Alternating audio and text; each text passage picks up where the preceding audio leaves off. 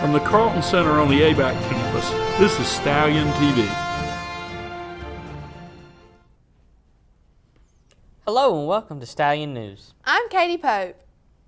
And I'm Tristin Clements. We have a great show for you today, folks. So let's get right into it. Carry the load raises a very important question. Who are you carrying? Clint Johnson reports. 9 ABAC students are honoring America's heroes by walking, biking, and canoeing from West Point, New York to Dallas, Texas. Their mission, to restore the true meaning of Memorial Day by reminding Americans to honor America's heroes and carry the memory of fallen heroes. Dill Driscoll is proud to be involved with the organization. How could you not want to do that? And we just bought in 100% to the mission and have given our life the last 5 years. It's been our thing to do. Honoring America's heroes is extremely important to Ginger Orton, a junior agricultural communications major. I was raised by a Vietnam veteran, a Marine, so I'm proud to be the daughter of a Marine. I love the way that he's handled our household and the way that he's raised me, and hopefully I can take a little bit of his legacy and carry it across the country this summer. The ABAC students participating are carrying the memory of 8 Georgia police officers who were killed in the line of duty this past year. It just shows the community support for all of the law enforcement, fire, EMS, everybody out here, and it makes us feel appreciated, and we really feel, like you should say, loved by y'all for doing this to us. Georgia State Patrol officers presented the East Coast relay team with the American flag before the relay team departed to New York to start their mission.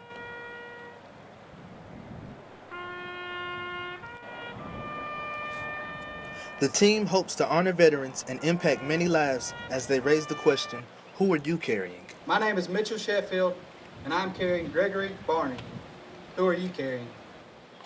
As you travel this month, be on the lookout for this bus as they carry out their mission to restore the true meaning of Memorial Day. For the Stallion News, this is Clint Johnson.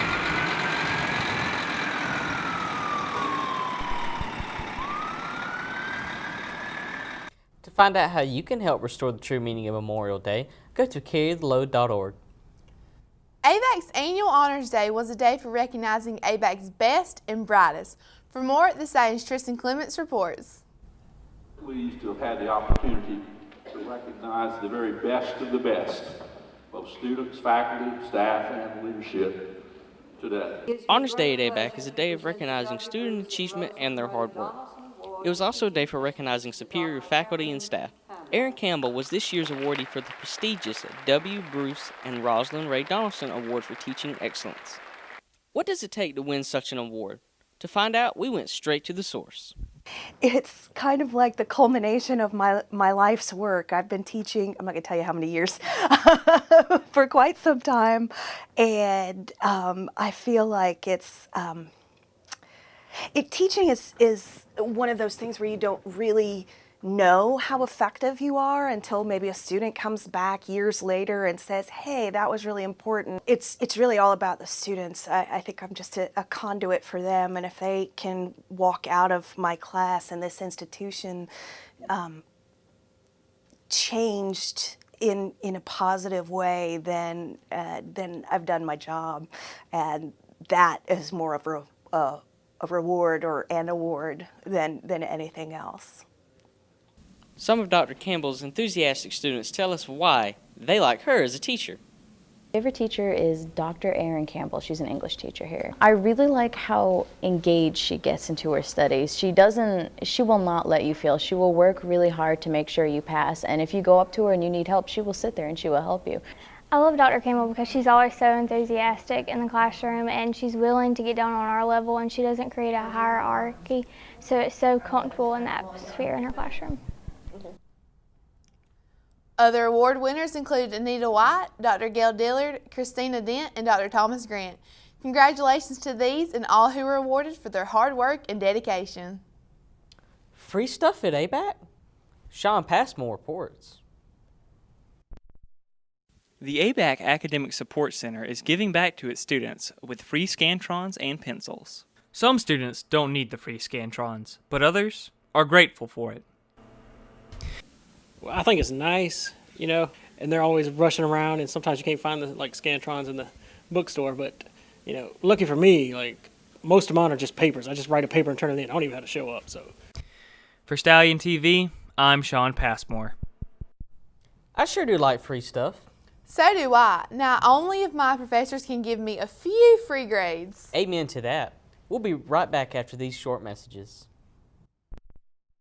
Established in 1908 and located on over 400 acres of the South Georgia countryside, Abraham Baldwin Agricultural College offers high-quality programs that are both industry-led and student-focused. The roots of agriculture run deep at ABAC. Professors with industry experience engage students in small class settings and on our working farm where hands-on learning prepares them for successful careers. ABAC is the destination for tomorrow's ag leaders.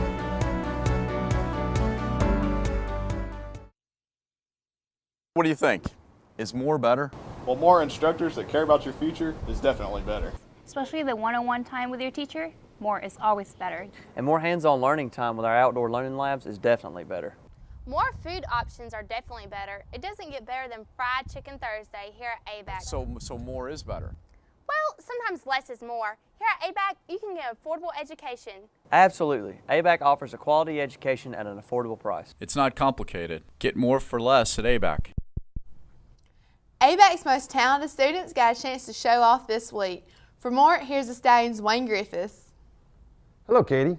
What an incredibly exciting and fun time that was. I never would have imagined this little old college had so many skilled stars.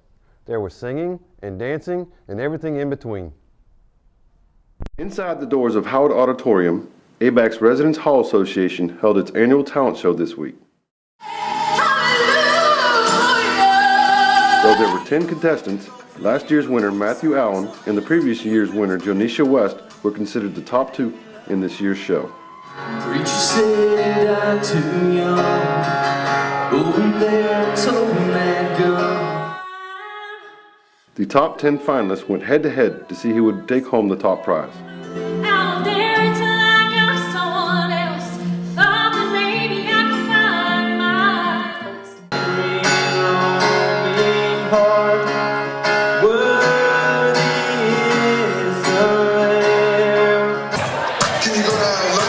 In the end, there could be only one winner.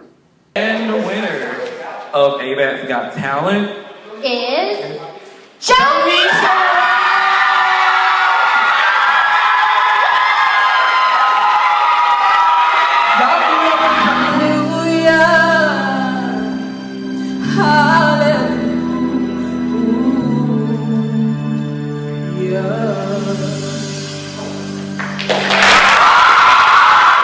Oh, it's so much more exciting than the first time, but I'm so humble. Thank you. Maybe X Factor, maybe American Idol. Who knows? The competition was stiff and it was a close battle. All the acts were very entertaining. It was a great night and everyone had a really good time. Sounds like y'all had a lot of fun. I'm going to have to make sure I go next year. Congratulations to Jonisha for another incredible win. In the past 6 months, there's been 13 students preparing for the National Ag Marketing Competition in Dallas, Texas. Shannon Kehoe reports. Good afternoon, Baldwin Ag Innovations. We are Stampede Marketing, and we're thrilled to have the opportunity to present to you today. Although Stampede Marketing and their product are simply hypothetical, there is nothing fake about the work that these students have put into preparing for their national competition. NAMA, or National Agri-Marketing Association, is a team of students that compete with a marketing plan of a hypothetical product against other schools from across the U.S. and Canada. I've loved working with this organization and being able to be involved. It's given me so many opportunities. I've been able to, have a practical application for the things that I learn in class, but I've also got to meet with industry professionals and make great friends. And so it's probably, looking back, it's probably been one of my favorite organizations to be involved with on campus. Netable will have a suggested retail price of $350 per unit, but will be sold to the wholesalers at a price of $250 per unit. Financials may sound intimidating, but the knowledge that is gained through the organization readies students for anything that life may throw at them. For The Stallion, I'm Shannon Kehoe. If you're interested in being a part of this hard-working team, contact Ms. Luke Morgan in Ag Sciences for more information. ABAC's NAMA team placed 12th and are advancing to the semifinals. Rather than paying someone to come change a tire for you, the Stallion's automotive expert Tristin Clements will teach you how to keep your hard-earned money in your pocket. If you're a college student living on campus and have a long commute home every other weekend, you need to know how to change your tire. This can keep you from having to pay out to a record company or tire service to come change it for you. Changing a tire is very easy if you know how it's done. Most cars from the factory come with an emergency spare tire changing kit, which will include a jack, a tire iron, a lug wrench, and a spare tire. Now let's go change a spare tire. Now you want to remove the hubcap or lug nut covers. They can usually be pried off by hand or by a flat object such as a key or flathead screwdriver. Before placing a jack under the vehicle, consult your owner's manual for proper jacking location, as proper location is very important in preventing damage to the underside of your vehicle. The jacking point will most likely be the frame or body line under the vehicle, and it will look something like this. Once you have found the jacking point, jack the vehicle up slightly with the tire that you are changing still on the ground with some of the vehicle's weight still on it. This is to keep the tire from spinning as you remove the lug nuts. The next step will be loosening the lug nuts. This is done by placing the lug wrench or tire iron on the lug nut and twisting counterclockwise. Make sure to use the best fitting socket end on the lug nut to prevent rounding the lug. Do not completely remove the lug nuts at this time. With the lug nuts loose, continue to jack the car up until it is completely off the ground. Finish removing the lug nuts and pull the tire off the studs. Place a spare tire onto the studs so that they line up with the studs. Fasten each lug onto the studs by hand by turning clockwise and then tighten them as much as you can with the lug wrench or tire iron. Make sure the tire is flush with the hub and not at an angle. Lower the car back down like it was before with some of the vehicle's weight still on the tire and tighten the lug nuts in a star pattern. Once done, go back over each lug nut in a clockwise pattern to make sure they are all tight. Finish by lowering the car down and replace any hubcaps or covers that were removed. That's it. That's how you change a tire. This has been this week's Car Quick Tip. For the Stallion, I'm Tristin Clements. Please note that a spare tire is not a permanent solution.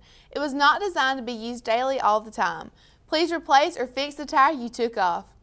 How'd you get so good with cars, Tristin? It's just something I have a passion for. I grew up with it and something I want to do as a career.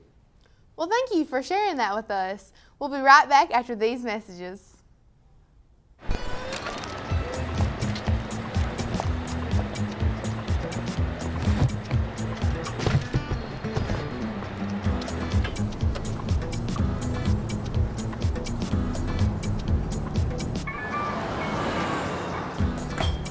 It's a short ride from your neighborhood to your naturehood. To find a neighborhood park or green space near you, visit discovertheforest.org. Established in 1908 and located on over 400 acres of the South Georgia countryside, Abraham Baldwin Agricultural College offers students a high-quality, personal college experience in a safe, caring environment. A true destination college with small class sizes, dedicated faculty, and an innovative approach to learning, ABAC delivers programs that are both industry-led and student-focused. Learn more today about Abraham Baldwin Agricultural College. College done right. On April 1st, ABAC students went to Tama Town to record the oral histories of several of the elders. On April 29th, they returned to report their findings. Jason Brown reports. ABAC students returned to Tama Town to present information they retrieved from the oral histories of tribal elders. Students and elders met in the community church for the presentations. She holds dear to her heart, and that was her Trail of Tear beads. And I looked up about it a little bit, and it actually said wherever a teardrop fell during the Trail of Tears, a plant would sprout up, and it was a corn plant that would have a teardrop piece of corn that came off of it, and it often said that it was the color of grief. And so I thought that was pretty interesting, especially since that's something that she holds dear to her heart. Some of the stories were tremendously heartbreaking. My father, when I was young, didn't want me to go outside in the summertime because he didn't want me to tan. And because he was afraid.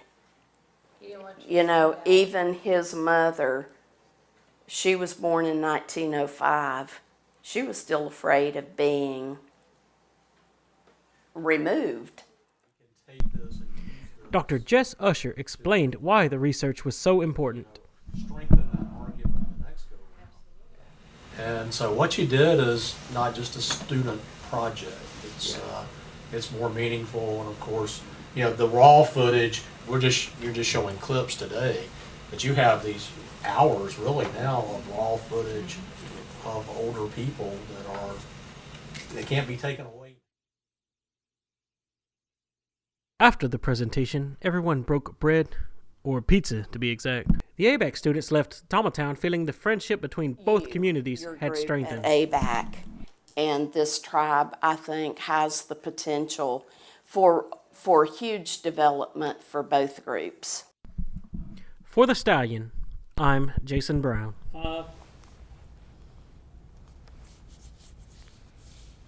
It looks like the Tama Tribal Town and ABAC relationship is proving to be a beneficial one. I can't wait to see how it progresses in the future. Many high school students came to ABAC to perform with their jazz band. Colin Vickers reports. Surrounding high schools came together at ABAC to perform in front of their peers. The first to play was Tifton High School's jazz band.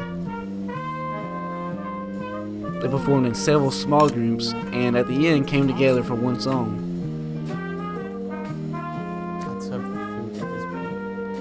I spoke to one of the musicians.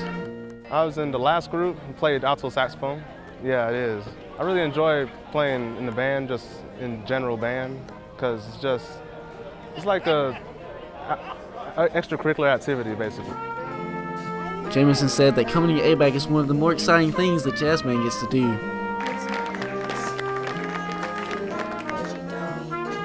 The Jazz Festival is also a great way for ABAC to recruit students for their own jazz band.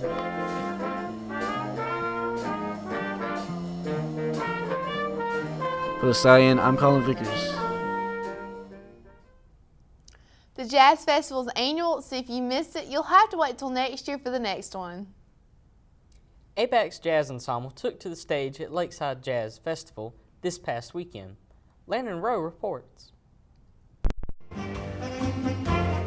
Hundreds of people stopped by the Lakeside Jazz Festival in Daytona to see the ABAC Jazz Band's annual performance.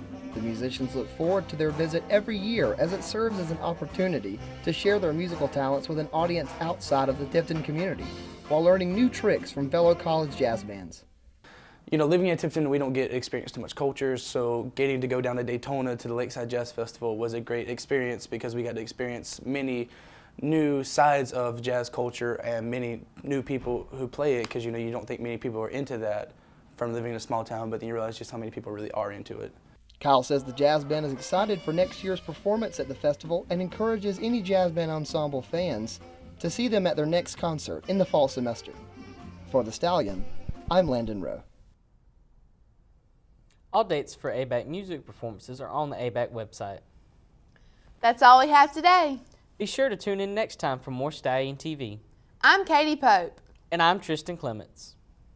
Have a good summer and all that jazz.